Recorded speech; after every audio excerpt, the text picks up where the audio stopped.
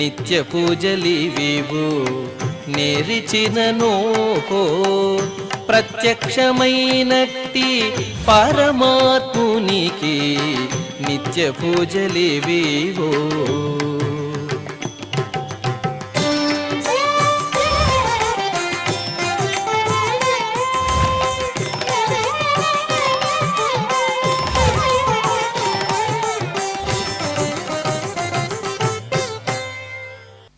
ఓం నమో వెంకటేశాయ. ఈరోజు సోమవారము, శ్రీ విశ్వావసనామ సంవత్సరము, ఉత్తరాయణము, శిశిర ఋతువు, మాఘమాసము, కృష్ణపక్షము, పాడ్యమి తిథి, ఆశ్లేష నక్షత్రము, ఫిబ్రవరి 2, 2026.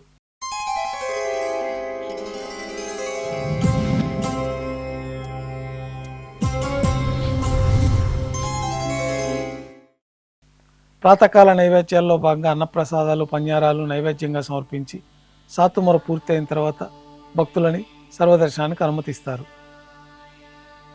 కొద్ది విరామం తర్వాత మాధ్యాహ్నిక ఆరాధనలో భాగంగా బంగారు పంచపాత్రలో శుద్ధ జలాన్ని నింపుకొని శ్రీవైకానస భగవత్శాస్త్రోక్తమైన విధానంలో దేవతామూర్తులకై ఉపచారాలు సమర్పించి తులసీదళములతో అష్టోత్తర శతనామార్చన నిర్వహించి మాధ్యాహ్నిక నైవేద్యంలో భాగంగా అన్నప్రసాదాలు, పన్యారాలు స్వామివారికి నైవేద్యంగా సమర్పించి భక్తులని సర్వదర్శనానికి అనుమతిస్తారు. ఉభయ దేవేరులతో శ్రీ మలయప్ప స్వామివారు బంగారు తిరిచిపైన వేయించేస్తారు. మేళతాళాలతో ఊరేగింపుగా విమాన ప్రదక్షిణంగా సంపంగి ప్రాకారంలో గల కళ్యాణ మండపానికి చేరుకుంటారు. కళ్యాణోత్సవం ప్రారంభమవుతుంది. పుణ్యాహవాచనము, అంకురార్పణ, రక్షాబంధనము, అగ్నిప్రతిష్ఠ, స్వామివారికి అమ్మవార్లకి మధుపర్కాలు, కళ్యాణం పట్టు వస్త్రాల సమర్పణ, మహాసంకల్ప పఠనము, మాంగళ్యాల ఆరాధన, మాంగళ్యాల పూజ పూర్తయిన తర్వాత స్వామివారి తరఫున అమ్మవార్లకి మాంగళ్యాల సమర్పణ.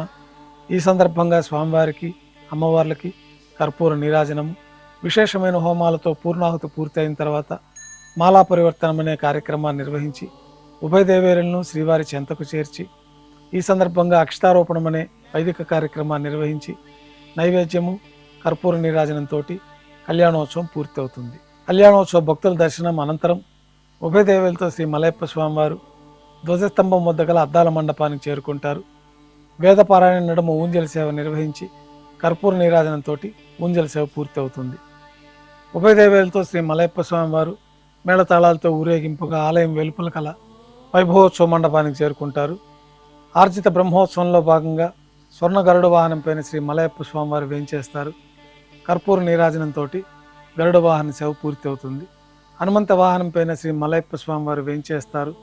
కర్పూర నీరాజనంతో హనుమంత వాహన సేవ పూర్తి అవుతుంది. పెద్ద శేష వాహనం పైన శ్రీ మలయప్ప స్వామివారు వేంచేస్తారు. కర్పూర నీరాజనంతో పెద్ద శేష వాహన సేవ పూర్తి అవుతుంది. ఉభయ దేవేలతో కలిపి శ్రీ మలయప్ప స్వామివారికి కర్పూర నీరాజన సమర్పణతోటి ఆర్జిత బ్రహ్మోత్సవం పూర్తి అవుతుంది. సాయం సంధ్య వేళలో 1000 దీపాలతో అలంకరించబడి ఉన్న సహస్ర దీపాలంకరణ సేవ మండపానికి ఉభయ దేవేలతో శ్రీ మలయప్ప స్వామివారు మేళతాళాలతో చేరుకుంటారు. వేదం, గానం, నాదం నడుమ సహస్ర దీపాలంకరణ సేవ జరిపి నక్షత్ర నీరాజనము, కర్పూర నీరాజన సమర్పణతోటి దీపాలంకరణ సేవ పూర్తి చేసుకొని 4 తిరువీధుల ఉత్సవం జరుపుకొని ఆలయంలో వేయించేస్తారు.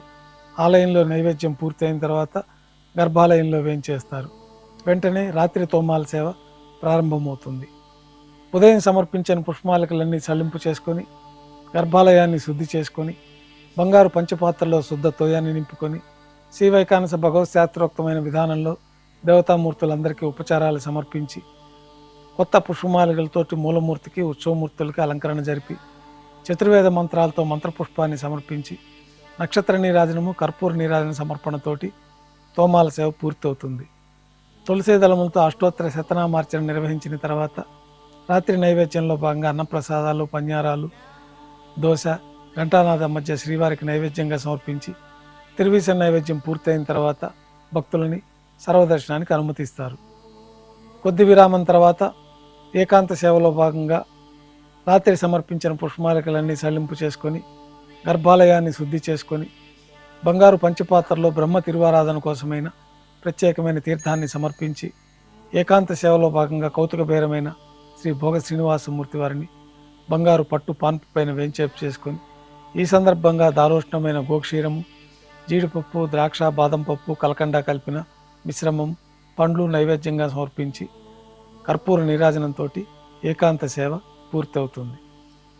ఓం నమో వెంకటేశాయ.